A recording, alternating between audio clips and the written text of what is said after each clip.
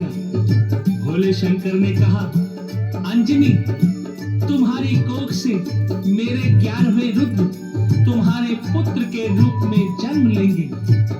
वो सूर्य की तरह तेजवान और यशस्वी होगा।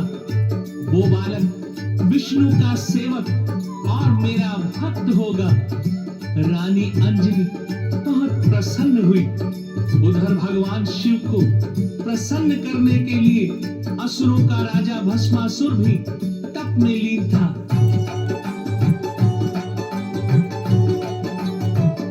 सियावर रामचंद्र की जय, पवन सुत हनुमान की जय। सियावर रामचंद्र की जय, पवन सुत हनुमान की जय। भस्मासुर असुरों का राजा शिव के तप में लीन। कई वर्ष बीते तप करते तन हो गया था क्षीण।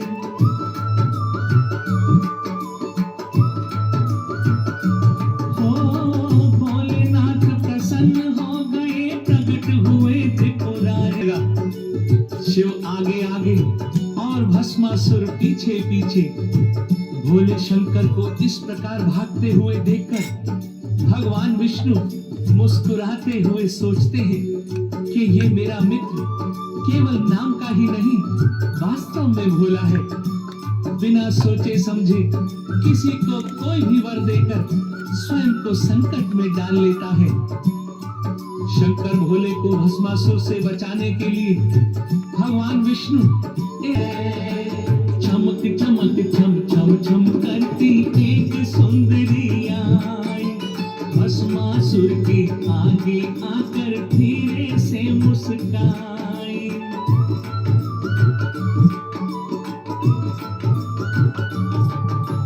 भस्मासुर मोहित होकर के बोला, सुंदर नगर।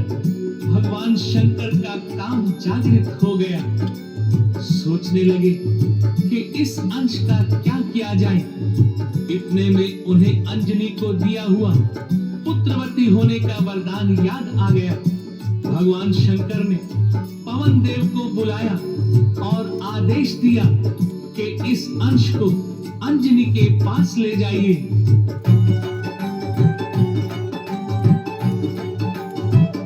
सियावर रामचंद्र की जय, पवन सुत हनुमान की जय। सियावर रामचंद्र की जय, पवन सुत हनुमान की जय। नदी किनारे अंजनी बैठी शिव का ध्यान लगाए। पवन देव आ गए वहीं पर शिव का अंश उठाए। हे विष्णु जी, त्रेता युग में धरती पर नर अवतार लेने वाले हैं।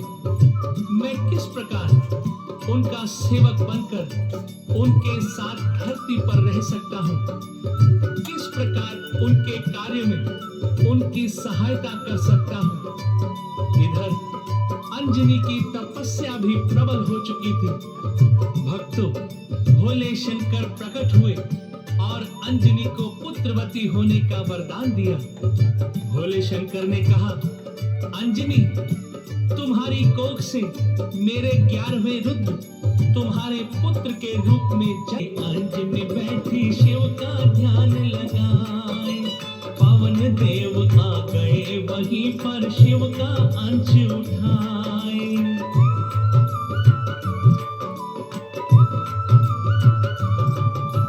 शिव का अंश कान में फूंका हो।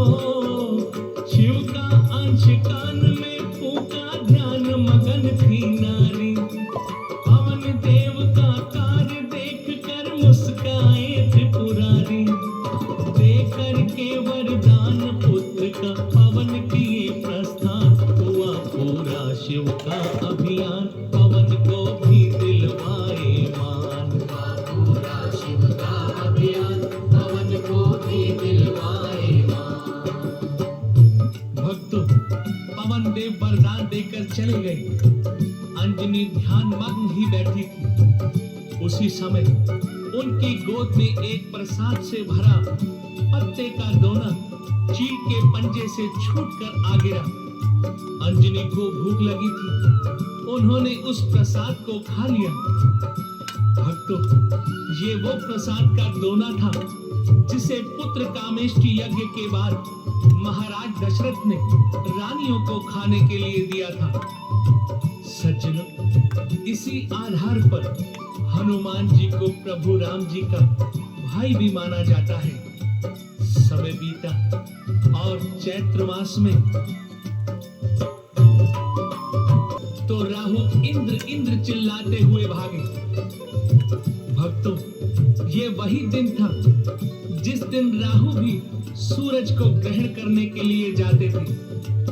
हनुमान जी के बल को देखकर राहु सीधा इंद्र के पास पहुंचे और वो इंद्र से बोले, देवराज इंद्र, आपने तो मुझे सूर्य को ग्रहण करने का वरदान दिया था, परंतु वहां तो आज एक कपि बालक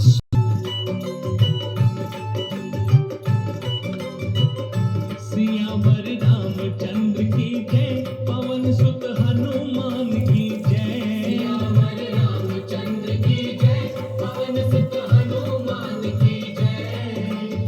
ब्रह्म शस्त्र से मुक्त हो गए, ब्रह्मा का वर पाए, वज्र मुक्त कर दिया इंद्र ने, बजरंगी कहलाए।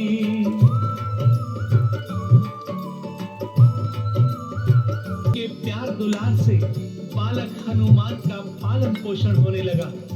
मां अंजनी हनुमान से कहती है कि वो गुरुदेव सूर्य के पास जाकर विद्या ग्रहण करे।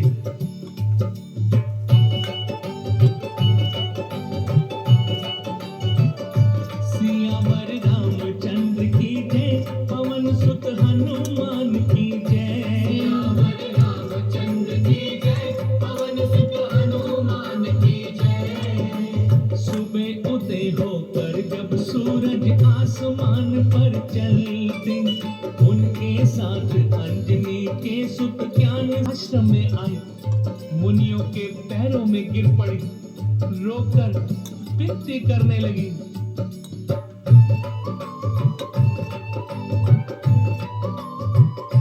ज्ञान के सागर है हनुमान, बुद्धि बल के है अतुलित धाम। ज्ञान के मेरा 11वां रुद्र हनुमान कैसे पहुंचे? उन्होंने मदारी का रूप धारण किया और वानर हनुमान को साथ लेकर खेल दिखाने अयोध्या राजमहल के द्वार पर पहुंच गए।